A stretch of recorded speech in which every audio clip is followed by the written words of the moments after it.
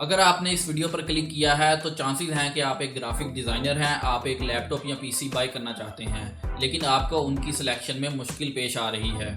तो इस मुश्किल को आसान करने के लिए आज मैं आपके लिए वीडियो लेकर आया हूं। इसमें मैं ना सिर्फ आपको टेक्निकल डिटेल्स बताऊंगा बल्कि आसान भाषा में भी आपको समझाने की कोशिश करूंगा कि आप किस तरह अपनी ज़रूरत के मुताबिक अपना लैपटॉप या पीसी को सिलेक्ट कर सकते हैं। तो मेरा नाम है मोहम्मद शुएब दानिश और आप देख रहे हैं मेरा यूट्यूब चैनल। तो चलिए स्टार्ट करते हैं।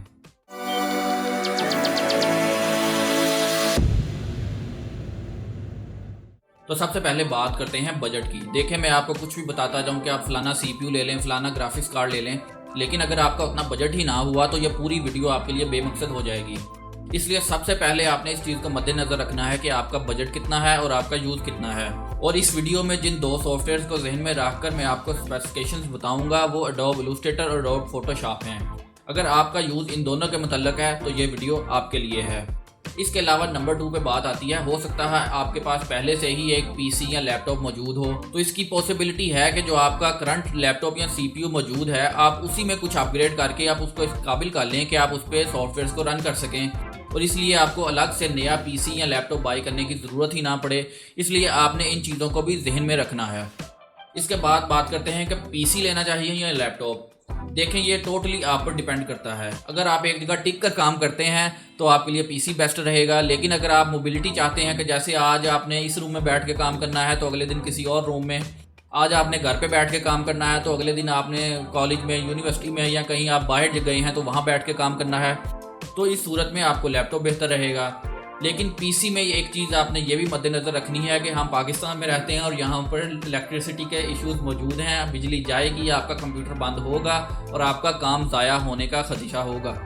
इसलिए आपने पीसी लेते वक्त इस चीज़ को भी जहन में रखना है कि अगर आप पीसी लेना चाह रहे हैं तो आपके पास उसका बैकअप भी मौजूद होना चाहिए। ऐसा कई दफ़ा हुआ है कि कोई काम किया, उस पर मेहनत की, कुछ घंटे लगाए, फ्रंट पे सेव ना करने की वजह से वो काम ज़ाया हो गया। लेकिन लैपटॉप में ये सहूलत होती है कि उसमें बैटरी होती है कि अगर आपकी बिजली चली भी जाती है तो आप उसको अपने काम को सेव कर सकते हैं। इसके अलावा जो पीसी होते हैं वो लैपटॉप की निस्बत ज़रा ज़्यादा पावरफुल होते हैं। क्योंकि वो उनमें कंपोनेंट्स बड़े होते हैं। सीपीयू का साइज़ तो सेम होगा लेकिन उसमें कूलिंग ज़्यादा होगी। जीपीयू का साइज़ हो सकता है सेम हो लेकिन उसमें कूलिंग ज़्यादा होगी। और एक बात और कि लैपटॉप पीसी की निस्बत ज़रा ज़्यादा महंगे होते हैं लेकिन पीसी ज़्यादा पावरफुल होते हैं और पीसी थोड़े से सस्ते भी मिल जाते हैं। इसलिए इन सारी चीज़ों को मद्देनज़र रखकर आपने अपने लिए फ़ैसला करना है कि आपको लैपटॉप चाहिए या पीसी चाहिए। तो अब बात करते हैं पीसी स्पेक्स की। तो स्पेक्स की लिस्ट में सबसे पहला नंबर आता है सीपीयू का, क्योंकि फोटोशॉप और इलस्ट्रेटर की परफॉर्मेंस से सबसे जो मेजर इम्पैक्ट होता है वो सीपीयू का होता है। तो इसलिए आपको सीपीयू वो लेना चाहिए जिसमें कम से कम 4 कोर्स हों। अब कोर्स क्या होती हैं? अब कोर्स को हाथ समझ लें। एक प्रोसेसर के अगर 2 कोर्स हैं तो उसके 2 हाथ हैं, अगर 4 कोर्स हैं तो वो 4 हाथों से काम कर सकता है। इसलिए वो जल्दी काम कर सकता है और तेज़ काम कर सकता है। ये मैं आपको बहुत आसान अल्फाज में बता रहा हूँ ताकि आपको समझने में आसानी हो। तो आपका सीपीयू कम से कम 4 कोर का होना चाहिए। i3 और i5 मोस्टली डुअल कोर होते हैं जिसमें 2 कोर्स होते हैं और i7 में 4 कोर्स होते हैं। लेकिन i5 के भी कुछ ऐसे प्रोसेसर्स मौजूद हैं जिनमें 4 कोर्स हैं। इसलिए आपने सीपीयू को सिलेक्ट करते वक्त ये देख लेना है कि उसमें 4 कोर्स मौजूद हों। लैपटॉप सेलेक्ट करते वक्त आपने ये ध्यान में रखना है कि उसका प्रोसेसर अंडर पावर ना हो, क्योंकि अक्सर लैपटॉप्स ऐसे आते हैं जिनके मॉडल के एंड पे यू लिखा होता है, जैसा कि i7 7700U। अब इस यू का मतलब होता है अंडर पावर, यानी सीपीयू अपनी पूरी परफॉर्मेंस नहीं देता। क्योंकि वो लैपटॉप है इसलिए उन्होंने उसको लॉक किया होता है कि वो एक खास परफॉर्मेंस से ऊपर ना जाए। आपने ऐसे लैपटॉप्स को अवॉइड करना है और कोशिश करनी है या तो वो नॉर्मल सीपीयू हो जैसे कि 7700 या 7700H या 7700HQ। H और HQ का मतलब होता है हाई परफॉर्मेंस कोर्स और Q का मतलब होता है क्वाड कोर। तो अगर H हो या Q हो तो इसका मतलब है कि वो क्वाड कोर है और हाई परफॉर्मेंस है। इसलिए आपने कोशिश करनी है कि आप उन लैपटॉप्स को सिलेक्ट करें। और कुछ प्रोसेसर्स के साथ लेटर M भी लिखा होता है जिसका मतलब होता है मोबाइल, यानी कि वो लैपटॉप्स के लिए डिज़ाइन किया गया है, तो आप उसको भी सिलेक्ट कर सकते हैं। नंबर 2 पे बात करते हैं स्टोरेज की। आपको स्टोरेज के लिए SSD इस्तेमाल करनी चाहिए या नॉर्मल हार्ड ड्राइव। तो देखें, सबसे रिकमेंडेड तो ये है कि आपके पास 2 ड्राइव्स होनी चाहिए, एक SSD और एक नॉर्मल। SSD में आप अपनी विंडोज़ इंस्टॉल करेंगे, आप अपने सॉफ्टवेयर इंस्टॉल करेंगे और जो है आपकी नॉर्मल हार्ड ड्राइव उसमें आप अपनी प्रोजेक्ट की फाइल्स को सेव करेंगे। सबसे बेस्ट सेटअप तो ये है। और अगर आपके पास ज़्यादा बजट हो तो आप एक तीसरी SSD भी ऐड कर सकते हैं जिसमें आप अपनी स्क्रैच फाइल्स रखेंगे, लेकिन अब फिलहाल आपको उसकी कोई ज़रूरत नहीं है, आप सिर्फ इन दो पे गुजारा कर सकते हैं। और ये कितनी GB की होनी चाहिए ये आपकी ज़रूरत और आपके बजट पर मुनहसिर है कि अगर आपके पास थोड़ा बजट है तो आप 128 GB की SSD लगा लें और एक 500 GB की नॉर्मल हार्ड ड्राइव लगा लें, लेकिन अगर आपके पास ज़्यादा बजट है तो आप इसको इंक्रीज भी कर सकते हैं। तीसरे नंबर पे बात करते हैं कि आपके पास रैम कौन सी होनी चाहिए। तो जो सबसे मिनिमम मैं रिकमेंड करूँगा वो है 8 GB। 4 GB वाला ज़माना अब गुजर चुका है। 4 GB में कुछ भी नहीं होता। अगर आप क्रोम पे भी 3-4 टैब्स ओपन करेंगे तो आपकी रैम फ़र्क हो जाएगी। इसलिए कम से कम 8 GB रैम आपके पास लाजमी होनी चाहिए। आपके पास अगर बजट ज़्यादा है तो रिकमेंडेड 16 GB है। अगर आप उससे भी ज़्यादा बजट है आपके पास तो आप 32 GB कर सकते हैं, लेकिन 16 GB एक स्वीट स्पॉट है और उसके साथ आपका ठीक ठाक गुजारा हो जाएगा। और रैम ज़्यादा होने का क्या फ़ायदा है वो भी मैं आपको बताता हूँ। रैम ज़्यादा होने के आपको मेजर 2 फ़ायदे हैं। नंबर 1, आप मल्टीटास्किंग कर सकते हैं। जैसा कि आपने इलस्ट्रेटर खोला हुआ है, आप फोटोशॉप भी साथ खोल सकते हैं, आप साथ क्रोम की 3-4 टैब भी खोल सकते हैं।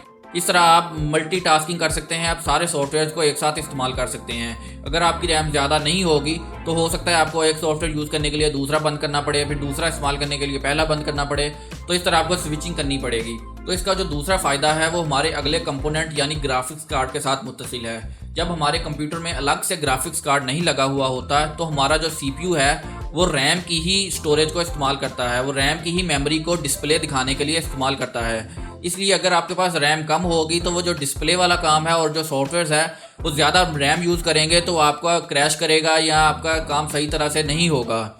इसलिए भी रैम ज़्यादा होनी चाहिए। तो अब बात करते हैं ग्राफिक्स कार्ड की कि आपके पास ग्राफिक्स कार्ड कौन सा होना चाहिए और क्या आपके जो ऑन बोर्ड ग्राफिक्स हैं उनके साथ आपका गुजारा हो सकता है। तो adobe Aahista Aahista graphics card के साथ सपोर्ट को बढ़ा रहा है, लेकिन अभी भी बहुत ज़्यादा काम हमारा CPU ही कर रहा होता है। इसलिए अभी तक हमारा CPU के ग्राफिक्स के साथ गुजारा बिल्कुल हो सकता है। कुछ इफेक्ट्स ऐसे हैं जो GPU पर मुंतकिल हो चुके हैं, तो उसकी लिस्ट मैं आपको स्क्रीन पर दिखा रहा हूँ। इसके अलावा ज़्यादातर हमारा काम CPU के ऑनबोर्ड ग्राफिक्स के साथ हो सकता है, लेकिन ये बात जहन में रखें कि अगर आपके पास छोटे से छोटा ग्राफिक्स कार्ड भी लगा हुआ है तो आपको परफॉर्मेंस में बहुत ज़्यादा बम्प देगा, उसका आपको बहुत ज़्यादा इफेक्ट नज़र आएगा। लेकिन इस टाइम जो GPU की प्राइसेस हैं वो बहुत ज़्यादा हैं, इसलिए अगर आपके पास इतना बजट नहीं है कि आप अलग से ग्राफिक्स कार्ड ले सकें तो आप ऑन बोर्ड ग्राफिक्स के साथ गुजारा कर सकते हैं। और GPU हम सिर्फ डेस्कटॉप में लगा सकते हैं, लैपटॉप में GPU लगाने का या अपग्रेड करने का फ़िलहाल तक कोई ऐसा ऑप्शन मौजूद नहीं है।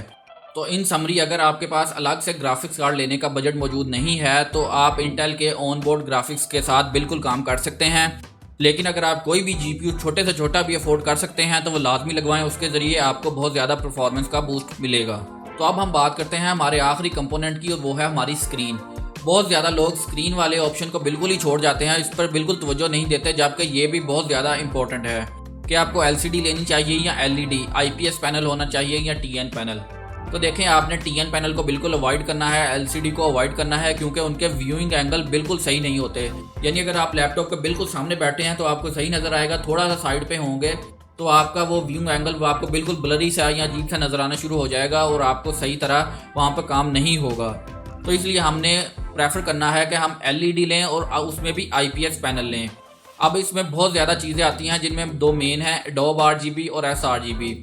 जो तो 100% वाली स्क्रीनें हैं वो तो बहुत ही ज़्यादा महंगी हैं, इसलिए हमने फ़िलहाल उनकी तरफ नहीं जाना, बल्कि आप एक नॉर्मल सी IPS पैनल वाली LED ले लें जिसका व्यूइंग एंगल अच्छा हो और उसके अलावा उसमें ऑप्शंस भी मौजूद हों। इनमें बटन मौजूद होते हैं जिनके ज़रिए आप कलर का टेम्परेचर सेट कर सकते हैं, आप उसकी RGB सेट कर सकते हैं, ब्राइटनेस, कॉन्ट्रास्ट वगैरह सेट कर सकते हैं। तो कई LEDs में बहुत ज़्यादा ऑप्शंस मौजूद होते हैं और किसी में बहुत कम होते हैं, इसलिए आपने बाय करने से पहले ऐसी सिलेक्ट करनी है जिनमें ये ऑप्शंस मौजूद हों।